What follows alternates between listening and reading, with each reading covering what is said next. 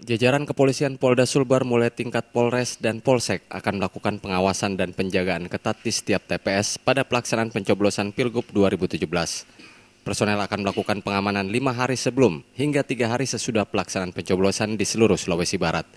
Hal tersebut sebagai langkah antisipasi menjaga kondusivitas wilayah, utamanya di titik penempatan TPS. Hal tersebut ditegaskan Kapolda Sulawesi Barat Brigjen Polisi Nandang di Mamuju. Pihaknya telah memetakan seluruh wilayah yang akan ditempatkan personel dengan dukungan TNI dan unsur pemerintah setempat.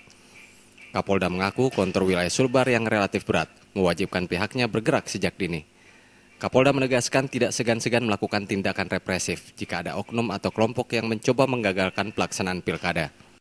Jajaran kepolisian Sulawesi Barat dari mulai tingkat Polsek sampai tingkat Polda sudah mempersiapkan diri ya untuk pengamanan terutama dalam pelaksanaan pemungutan suara.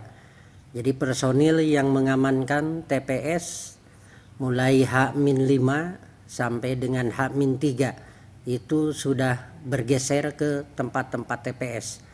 Kenapa ada perbedaan pemberangkatan ke TPS mengingat karakteristik daerah yang terutama pegunungan yang tidak bisa dilewati dengan kendaraan, maka dia berangkat lebih dulu. Dalam ketentuan seharusnya H-3 maksimal, tapi kita mengingat situasinya untuk menjamin keamanan dan ketepatan kehadiran petugas anggota Polri dan para hansip yang akan mengamankan TPS sudah hadir lebih awal di lokasi masing-masing. Kepolisian Polda Sulawesi Barat terus melakukan koordinasi dengan seluruh perangkat pemerintah daerah, mulai tingkat provinsi dan kabupaten sesulbar, termasuk pihak KPU sebagai penyelenggara. Polda Sulbar sendiri menggunakan 2/3 seluruh kekuatannya guna mengamankan pelaksanaan Pilgub 2017.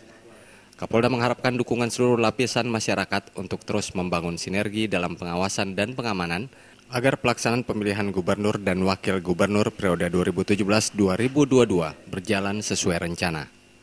Rizaldi Safitri, TVRI Sulbar, mewartakan. Money politik atau politik uang sengaja dilakukan sekelompok orang yang tidak bertanggung jawab agar masyarakat memilih calon tertentu saat mencoblos di TPS.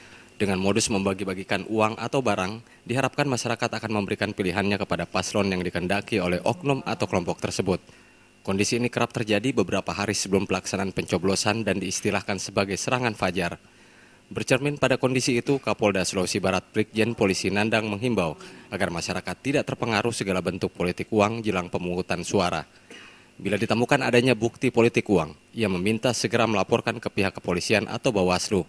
Kapolda berjanji akan bertindak tegas tanpa pandang bulu kepada oknum atau kelompok yang nekat melakukan politik uang.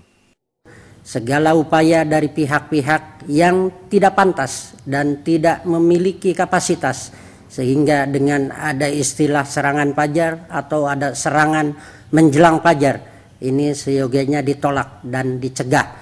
Dan apabila menemukan ini, saya berharap untuk keberhasilan pilkada ini melaporkan kepada petugas kepolisian yang ada.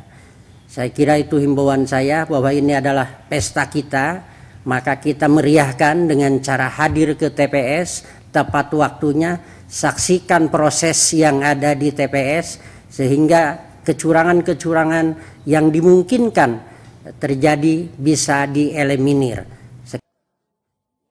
Menurutnya politik uang jelang pencoblosan atau diistilahkan serangan fajar masuk kategori pelanggaran pidana berat.